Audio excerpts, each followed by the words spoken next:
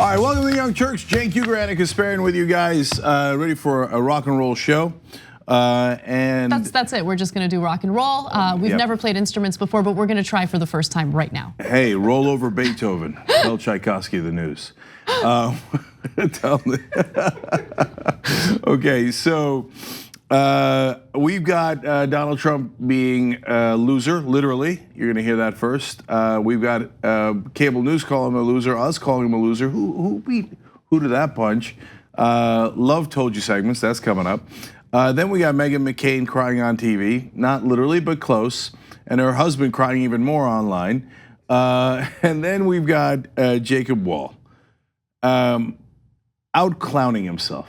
I don't know if this guy balls to the wall. Well, I mean, I don't know if he's for real. Like, is he purposely clowning himself to get more attention? I don't think it's on purpose. But wow. But I love Jacob Wall stories, so you know we're gonna have fun. Yeah, it's gonna be hilarious. So great show ahead for you guys. Casper, good to be back with you after what felt like 7 months. Yeah, it was a long time. Yeah, so here we are.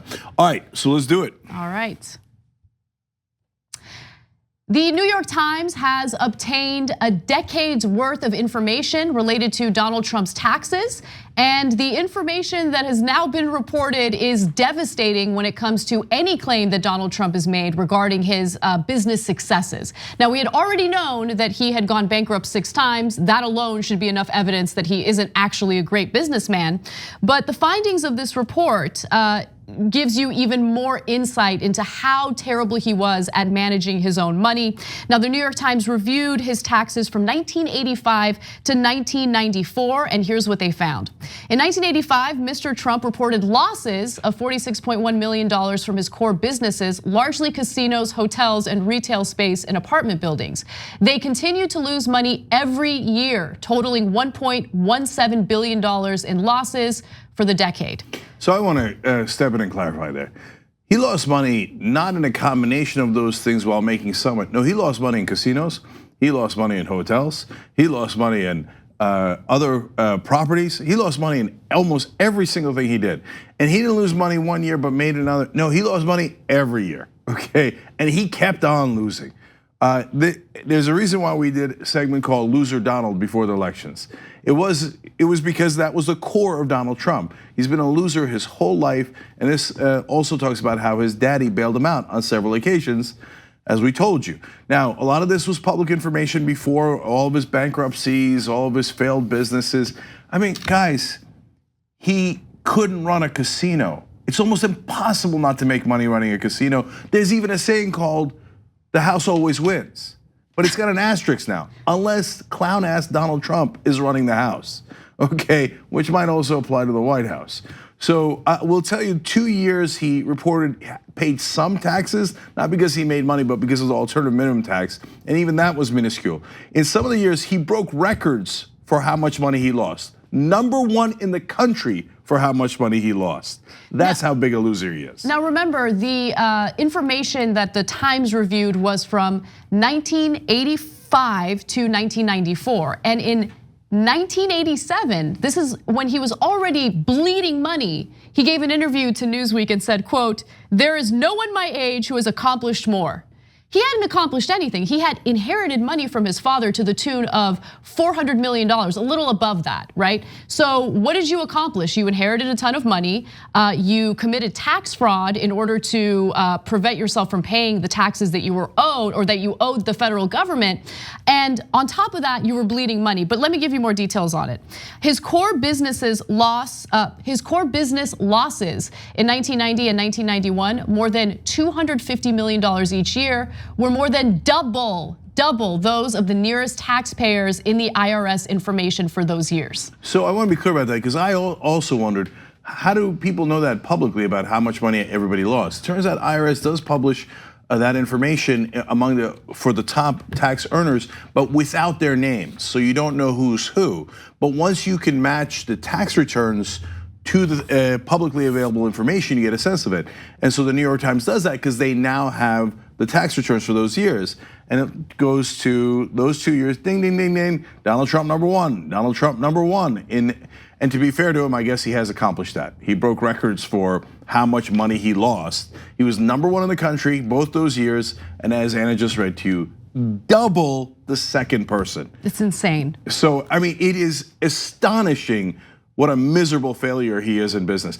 And he goes out and says to his followers, and they genuinely believe him, he's like, no, it's actually great business to lose $1 billion. No, but that is literally the argument that we're seeing from Trump defenders, and I promise you we will get to that in a minute. But let me give you more details, because I think it's important to see how much he's lost and how little he was able to pay in taxes as a result of all of this. So Trump lost so much money that he was able to avoid paying income taxes for 8 of the 10 years. And again, they're specifically looking at this time frame that I had mentioned earlier, 1985 to 1994. Also, last year's Times investigation, which we reported on, found that he had received at least $413 million in 2018 dollars from his father, right? So they adjusted that figure for inflation to show you how much he had actually inherited from his dad. So again, he was handed over all that money, and he proceeded to, like serial bungler, as Cenk says, bungle one business after the other. Okay, so one of my favorite examples out of this is not about a business. It just gives you a sense of how he's like the Forrest Gump of losing money. Wherever you can lose money, Donald Trump shows up. Like you think, no, you can't lose money running a casino. Trump's like, hold my beer. Okay, so now this goes to that fact. 2 weeks before the stock market crash in 1987, Trump bought a 282-foot yacht worth $29 million. Okay. Smart. Yeah, he's always got all the angles. So if you're wondering, well, because Trump defenders, he can lose $1 billion on Fifth Avenue and they'll still defend him. So they're like, oh no, it's actually good business to waste $29 million on a yacht before a crash. It's good business. No, later his creditors took the yacht from him, as he had to turn over a lot of his properties in yet another embarrassing bankruptcy. But you know what, Cenk? The bankruptcies were strong. They were the strongest bankruptcies that have ever been filed in US history. Well, that actually is somewhat true. Yeah. They were among the strongest bankruptcies ever. And I'm gonna explain one thing that Donald Trump is actually good at the end. So from 1986 to 1988, again, this is from the Times investigation, while his core businesses languished under increasingly unsupportable debt, Trump made millions of dollars in the stock market by suggesting he was about to take over companies. But the figures show that he lost most, if not all, of those gains after investors stopped taking his takeover talk seriously. So he kept lying to investors, and investors eventually were like, yo, homeboy, you're a one-trick pony. We see what you're doing here, and we're not buying into this anymore. Okay, so here's how that scam works, right? And it's not necessarily a scam, it is run by people back in the day, right? They say, okay, I'm gonna buy a bunch of stock of this company and I'm gonna do a hostile takeover. And so when people hear that, they think, oh, he's buying a bunch of stock, and then they'll have to buy a bunch of stock to counter him, so that'll raise the price of the stock. Makes sense? And so that's what corporate raiders did back in the day. But when you buy the stock originally and you put out the news, oh my God, he's gonna take over the company, and other people start to buy the stock because they're anticipating the rise, then you sell, which is what Trump did. It's actually a nice little scam. If you don't care about morality, you don't care about truth, you don't care about any of that, he never intended to take over any of those companies and never did take over any of those companies. Okay, you think, well, okay, well played. You see, if you're one of the deplorables, you go, see, smart businessman, rips off other people. That's what smart businessmen do, right? Except he's such a clown, as always, a serial bungler. So the markets are like, hey, God, we saw you do that 3 other times, you never took over the companies. So on the last time he tried it, they're like, yeah, no, nobody's buying the stock. And it started spiraling downwards. And he's like, no. Of course, and then he lost all the money he had made in the other stocks. Classic Donald Trump, classic loser. So I'm gonna give you Trump's reaction in just a minute, but Cenk, do you wanna jump in and talk a little bit about the taxes? Yeah, so the taxes, he now says is, oh my God, this was a genius move to lose all that money so I didn't have to pay taxes. Yeah, I suppose if you never make money, you never have to pay taxes, that's true. But I would argue that is not a business genius move, genius business move. In fact, the genius business move, I know, hold on, MAGA guys, I know you're living alternative facts, but I hope you're sitting down, is to actually make money. Oh my God, Somebody tell Trump. That sounds like fake news. I don't know.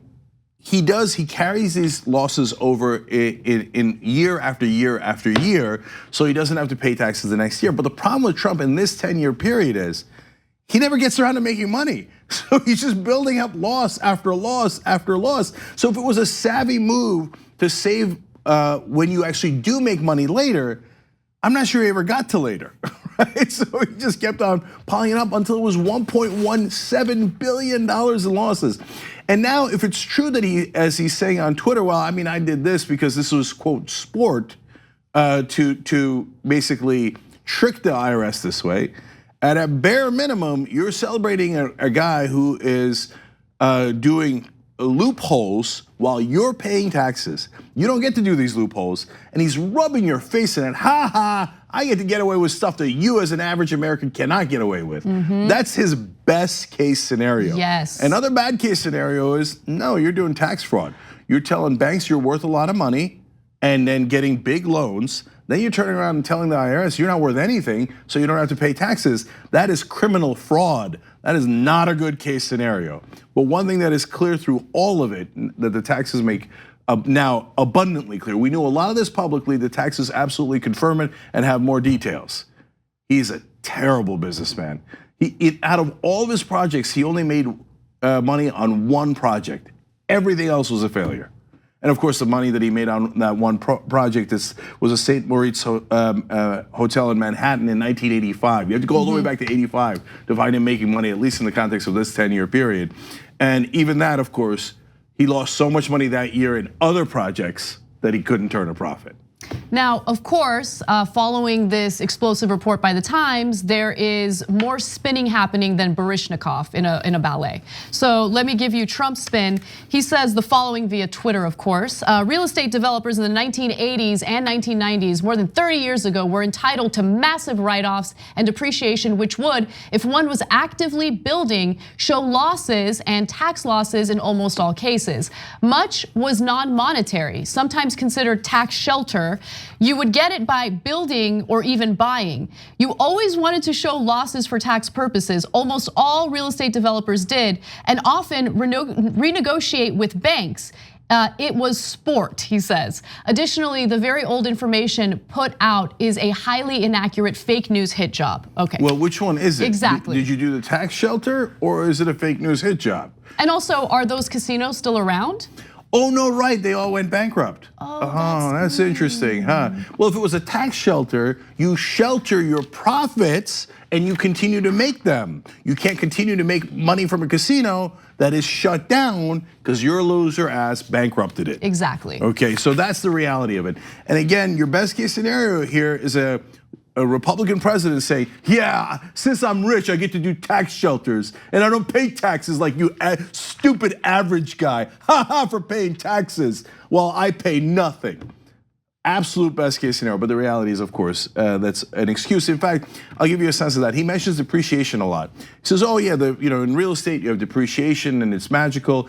And yes, depreciation does help with your taxes, but as the New York Times points out, even in an example that he gave in Art of the Deal, which by the way, he wrote in 1987, while he's bleeding out and he's a disaster, he writes a book about, oh, I'm such a great person in making deals. And he knows in reality, every one of his deals has lost money except one. But he still has the temerity to write a book about how awesome he is at deal making, right? Of course he does have that temerity. Yeah, which is gonna get to his strength in a second.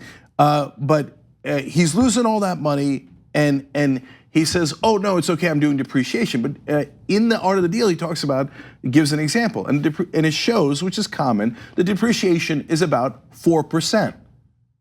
$1 billion in losses ain't 4%. Okay, you can do the math on his assets, you can do the math on how much money he lost, and it ain't anywhere near 4%. This is not normal depreciation. That would be a much, much smaller number. It would be a fraction of this. So now there are the facts, and then there's the spin. And so we've gotten the spin from Trump. I want to move on to the spin from Fox and Friends. Okay, well, hold on, before we do that. So I did promise you one thing about what he is good at. After reading this whole thing, I thought, maybe I've been a little unfair to him. Come on.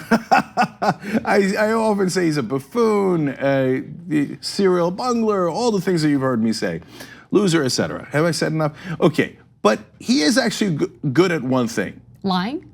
Kind of, yes, largely. He is actually a world-class con man. So con man and a grifter, they shuffle the cards around and until you don't know what's under what cards, so you don't know what is. That's why he wanted to hide his tax returns. And he did keep moving the ball along, and he would go and do this over-the-top marketing while knowing that there's nothing behind that facade. And it does take some guts to go out there full well knowing what a loser you are and claim you're the biggest winner there ever was. And to write a book about what a great winner you are. And to fail so miserably in school that you have to hide your grades and threaten lawsuits and criminal action against former principals if they reveal your grades, to be that dumb and unaccomplished in school, but to yet start Trump University, as if you know everything. And what was Trump University? A scam. Another thing that's revealed in Texas, he's like, oh, don't give so much money to charity. It turns out in those 10 years, gave almost nothing to charity. Of course! And that's what actually triggered it for me. I'm like, you know what? He tricked a whole half the country into believing that he's a successful businessman, that he is a strong leader when he's so obviously deeply insecure, and all the other things that he tricked them into. And to this day, they all go around and go, yeah, you're losing $1 billion, it's great. Our leader is so smart, what a great businessman. Man, the way he lost that $1 billion was genius, right? Well, you know what, you gotta hand it to him. That's a hell of a con man. To be that incompetent, that much of a loser, and yet convince other people that you're a big winner. So I do congratulate him on that. Well, it shows the failure of the media. Remember, the New York Times had famously written that profile on him decades ago, making him out to be some, sex symbol in New York, and he's the most successful man ever. I mean, it shows you the failure of the media dates back decades ago, because it's not enough to just take someone's words at face value. Is he really successful? Now, there was some suspicion that he was actually bleeding out, right? But the way that he was written about did not reflect that. And more importantly, I always ask myself, does Donald Trump, has he convinced himself, has he persuaded himself that he's this big success? Because I think in order to successfully convince the world, you have to somehow believe it yourself. And then I remember how incredibly thin-skinned he is and how sensitive he is to anything and everything. And look, the best part about becoming wealthy is, yes, the economic stability, right? But I would argue the best part is that you have the resources and you have the FU money to do whatever you want and not let people get under your skin. But Trump lets people get under his skin all day, every day. That is his #1 emotion, being triggered. Yeah, and he reveals it in his text. He often ends the text with sad. Back in the day when he was running for president, he would also add baby. Right? He'd be sad, baby. What a weird thing for a grown-ass man to write. I mean, at that point, he's almost 70, I believe, as he was running for president. And he's writing sad baby with exclamation points on his Twitter. Why? As I've speculated before, but as you've seen, a lot of my speculation has come out to be exactly right. Probably that's what his dad called him. And the tax returns also show, again, his dad bails him out on several occasions. So when he's up against the wall and he's got no money left, he goes, Daddy, I screwed up again. And that's part of why his dad gave him $413 million. And in fact, he then got onto the richest people in America list by pretending his dad's money was his own money. That's right. Oh, that's so sad, baby. We'll be right back. We hope you're enjoying this free clip from the Young Turks. If you want to get the whole show and more exclusive content while supporting independent media, become a member at tyt.com/join today. In the meantime, enjoy this free segment.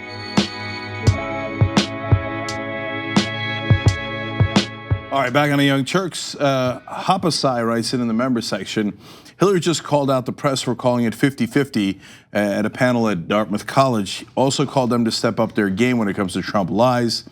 Maybe she's a secret TYT member. Please. Well, that would be quite a secret. Hapasai, how do I know you're not Hillary Clinton? Okay. Pork Chop Express. Or is that Hillary Clinton? No, okay. Pork Chop Express writes in, quote from a conservative I work with, it's better to run a business into the ground than to have never run a business. This is how his supporters think. Frightening. Well, couldn't anyone make that claim then? I mean. Like, I wish his supporters understood that no one would make that claim about them. right? Right. That if any of them had gone bankrupt ever in their lives, they would be deadbeats, they would be losers. In fact, the leeches of society. In fact, Don on Twitter writes in, today Trump accidentally confessed in a tweet that tax breaks were, quote, entitlements he took advantage of. Yet he wants to cut entitlements for the poor and the disabled. And these are entitlements that we've paid into, mind you. Yes. So 2 different sets of rules, and if you're cheering that on, you got a lot of problems. And last one is, no, I'm gonna read 2 more because they're so good. Nasty Habit says, I propose we forgive Trump's tax problems. All he has to do is resign. Well, look, I've said that was gonna be the deal since the day he walked in. He's gonna have a ton of tax problems, legal problems. His kids are gonna have legal problems. We're in a story we're gonna get to in a minute. And the deal is, we look the other way as long as you're off. And we'll see if we're right about that eventually. And then Zeno Frenia, last one, says, we have been conned by the media equating wealth with intelligence and worth as a human being. The media is owned by the rich, convincing us every day that they are the great people of the world because they have money. In fact, that's gonna transition perfectly to what Fox and Friends said about Donald Trump. And well, if someone gave you $413 million, then I guess you would be great. All of a sudden, you would go from, oh, not worth anything, and because you don't have money, so you must not be smart, you must not be successful, you must not be any of those things, to all of a sudden, overnight success, because your dad handed you $413 million. That's of course not how it works, and it's an affront to all people who happen to be born in poor and middle class families. Yeah. All right. If you don't know coding, you don't know how to build a web page, you don't know anything about HTML, that's all right. I'm in the same boat as you, but that's the reason why I went to Squarespace. And Squarespace helped me build my website. And the great news is, since you watch this show, you get 10% off if you go to squarespace.com/TYT. Go to squarespace.com/TYT, sign up for a website. It's super easy. They have endless templates and I absolutely love it. So check them out. All right, moving on. Following details of how Donald Trump lost over $1 billion in the time span of 1 decade, of course, Fox and Friends has decided to spin the entire story and make Donald Trump out to be some sort of business success. Take a look. It is an interesting look, though, at how New York City real estate developers work in the 80s and the 90s. If anything, you read this and you're like, wow, it's pretty impressive, all the things that he's done in his life. It's beyond what most of us could ever achieve. I don't know that there's any suggestion that he broke the law. Yeah. I think the suggestion is simply that he used the tax laws to his benefit. As if you buy something and it doesn't pan out right away or ever, you're a loser. No, you take shots, you have an opportunity to do things. Yeah, as if investing in casinos that go under, even though casinos are usually in a situation where the odds are in the favor of the casino. I mean, it's almost as if like you're a winner if you lose that casino, right? It's almost as if you're a winner if you go bankrupt. These Republican presidents are bad photocopies of one another. We started with Ronald Reagan, who is an actor who acted with monkeys. And he was given, he really act with monkeys? He did. Okay. And so he was given a script, and he just read his script, and people thought he was a bit of a dummy. Compared to these guys, he's a genius. Then you go to George W. Bush, who couldn't make money in the oil business. Then you go to Donald Trump, who couldn't make money in the casino business. Do you know how record-breaking dumb you have to be to get to a point where you couldn't make money in those 2 industries? And by the way, while both of them were booming. So now, how do they spin it? I thought there was a no spin zone at Fox. Please. Oh, okay. It's nothing but spin zone. Yeah, so how do they spin it? Like, oh no, man, look at all the interesting things he's done with his life. I mean, it was so interesting when he lost money in the casinos, and so interesting when he lost money at the hotels, and so interesting when he lost money in the apartment buildings. What an interesting guy. And yes, Brian, eventually if you're a good businessman, you're supposed to actually make money. It's not like, hey, I got this cool little trick. I lose money for the rest of the time, and somehow that makes me a good businessman. It's not a thing. It's not a thing. You're covering for his ass in a way that is both pathetic but also admittedly hilarious. Well, we're just getting started. We have more from Fox and Friends. Let's hear what they have to say. When we go out to do man on the street and ask people if they care, if they want to see his tax returns, about 50% say yes, 50% say no. But does it really matter now? He's already elected. Right. People like what he's doing with the economy. Maybe it's just information that would be interesting, but will it really sway voters? Well, it's from 20 and 30 years ago. The New York Times, the headline says, core businesses absorbed over $1 billion in red ink from 85 through 94. And when you look at the New York Times story, what's interesting is they do say that they got the information, 10 years worth of tax stuff, from someone with legal access. And the question is, who would that person be? Would it be somebody, could it be somebody in the family? Could it be somebody at the Trump organization? Could it be somebody who's in his accountancy firm, a lawyer? Could it be somebody in the federal government?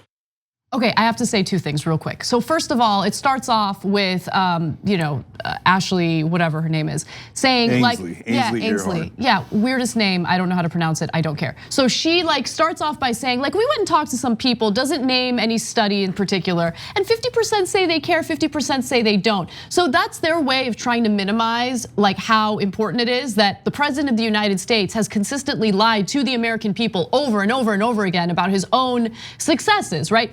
It is important because he has lied to us and he continues to lie to us over and over again.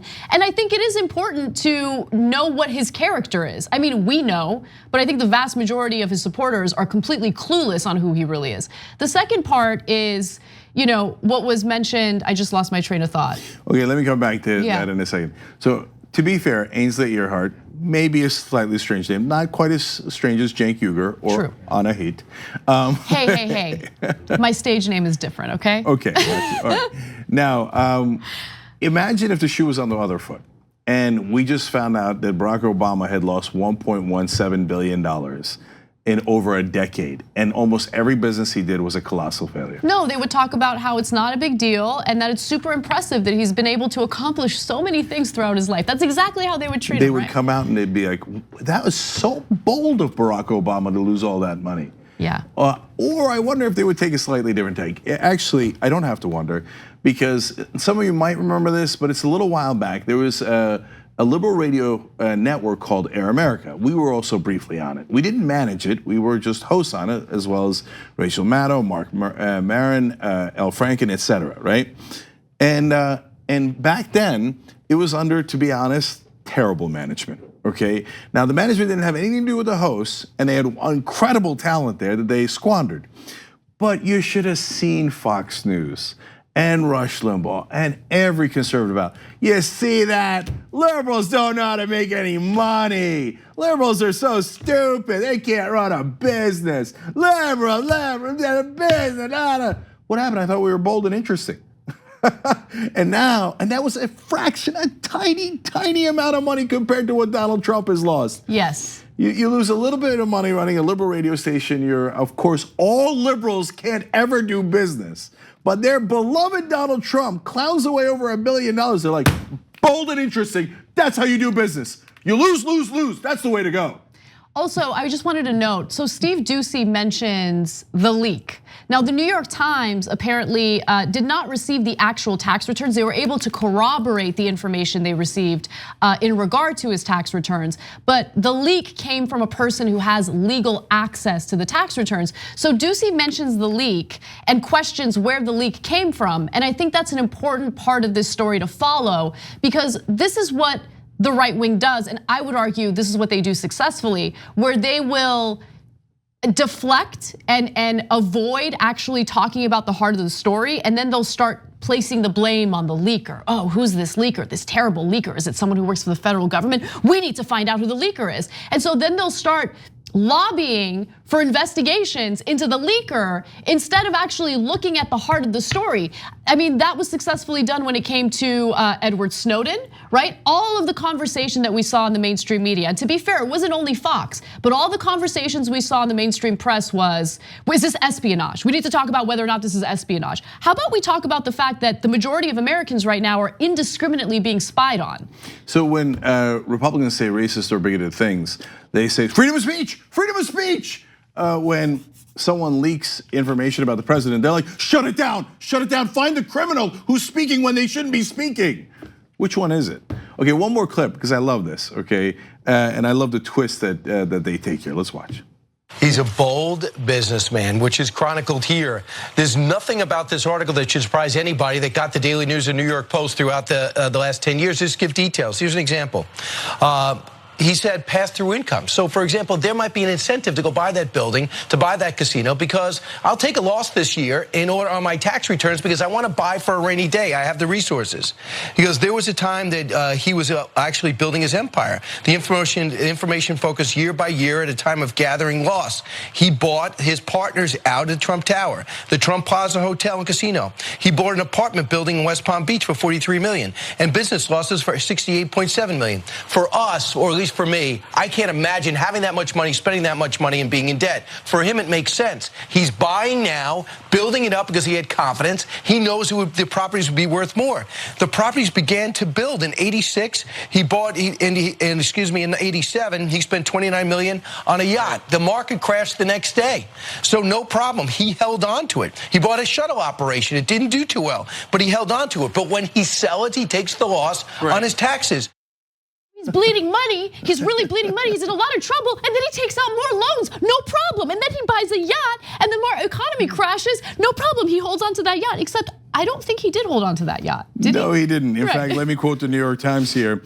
Mr. Trump ultimately agreed to turn over that stock and most of his other assets, including the yacht, the Trump shuttle, and his stake in the Grand Hyatt to his lenders. Because it is not a bold move to buy a $29 million yacht before the market crashes. It's a dumb move. Yes. And then you have to give that yacht over. There was no secret plan. He didn't get the yacht back. And then finally, how did he do all that? Was it like, okay, but I take the losses now and later I make even more money? No. How did he get on his feet? Because their answer is always like, yeah, but he's turned out to be an incredibly rich guy. Well, first of all, we don't know that at all because we haven't seen his tax returns from recent years. That's just him saying it like he told us in the middle of these incredible losses. He wrote a book called Art of the Deal where he said he was making incredible money, almost as if he's a liar. Okay, no, this is how he got back on his feet. Quoting the New York Times, Mr. Trump secretly leaned on his father's wealth to continue living like a winner and to stage a comeback. Loser. So sad. So speaking of losers, let's talk about how the mainstream media is handling this news, because it's interesting. After giving Donald Trump hours and hours of free advertising during the 2016 election, it appears that the mainstream media and cable news outlets are finally waking up to the fact that Donald Trump is what he really is, a giant loser. And so all of this reaction follows news that he had lost over $1 billion in a little under a decade in the 1980s and 90s. Take a look. And shows that, well, I've got to say. We could just do the short version. Biggest loser, yes. A lot of no one has lost as much money. The man who ran for president on his reputation as a billionaire business genius was a really, really, really lousy businessman. He lost more than double the next biggest loser in this country. In 1991, Donald Trump lost more than $250 million each year. $250 million a year. Are you saying He's that the biggest of loser. all the people who file taxes in the United States of America over this decade, that Donald Trump lost more money than every other American? I mean, that's like back then, that's like 250 million people. Than anyone. Well, he is special. He's literally the biggest loser. He was actually the biggest loser, to use a term he would use. And it is stunning, except for maybe the people who knew him. And you know what? It wasn't that stunning for people here at TYT who knew he was a loser while he was running, continued calling him a loser throughout his tenure as president. In fact, we had an entire segment, Cenk had an entire segment titled Loser Donald, if you can recall. Let's take a look at that.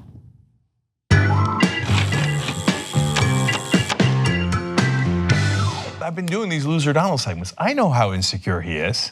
So, but I don't get credit for it because I don't get to do a told you segment. People are wondering, why am I doing this on the weekends and doing it live? Because we want to do 100 of these before the election, and we started 100 days before the election, so we're gonna do one every single day. he's got such thin skin. He's got such little confidence in himself. So that's why he struts around and does the whole thing like, oh, I'm very, very strong. I'm phenomenal. I have many, many wins. I'm a winner, not a loser. No, really, I'm not a loser. How did Donald Trump ever run a business? Well, we know how he did it. He bankrupted everything he ever touched. So here we go again with Loser Donald. Now this is a scam that he's running in the middle of the campaign. Now, there's two particularly egregious parts of this. One is he's ripping people off. And the other is, again, what kind of two-bit scam artist needs to rip people off on his presidential campaign and possibly get in trouble? Now, what billionaire would bother to do this? Guy doesn't have that much money, he just doesn't. So Cenk, you finally get to do your told you so segment. So look, part of the reason we did the Loser Donald segments is because it was driving me crazy in the lead up to the election. That the media was not focusing on the #1 issue with Donald Trump, which is not that he was, a terrible guy. I get it. It's a huge issue and became enormously important when he's president, when he said there was very fine people on the Nazi side of Charlottesville, etc. But people needed to know how grossly incompetent he is, that he has never effectively managed anything in his life. And handing over the presidency to a guy who has no idea how to manage anything is a terrible idea. And look at what happened. He refuses to read national security briefings past the page. He doesn't read them on most days, and they have to put pictures in it and his name to get him to pay attention. That's why he went into negotiations with North Korea and said, I don't have to know anything about North Korea. I'm going to be able to tell whether we're going to have a deal within 1 second. No, he said, it's my touch, it's my feel. Yeah, okay, no, that's what a clown says. And how did your touch and your feel turn out in your businesses? Disastrously.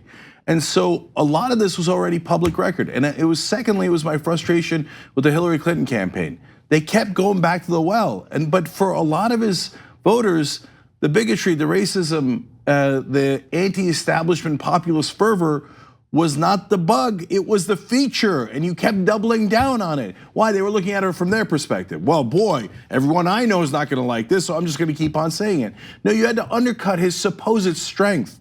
And his strength was, I'm rich and I'm really good at managing. And we knew the reality because we'd already seen the 6 bankruptcies. That's why, and I did it on purpose. It was to make sure that it was not clever. Like Loser Donald is not a clever turn of phrase. It's exactly the kind of thing that Trump did. A crooked Hillary, right? There's no pun, there's nothing clever, Yep. etc. So we gave him a taste of his own medicine and went after his #1 problem. It's that he's an unbelievable loser. So now, 3 years later, 4 years later, the rest of the media is caught up. Okay, great. But when we do those things, understand there's a reason why we do them. And the main reason is because it's true. Yes. We're gonna take a break. When we come back, William Barr, he has been voted in contempt of Congress. We're gonna give you more details on that and more when we return. And apparently, nobody.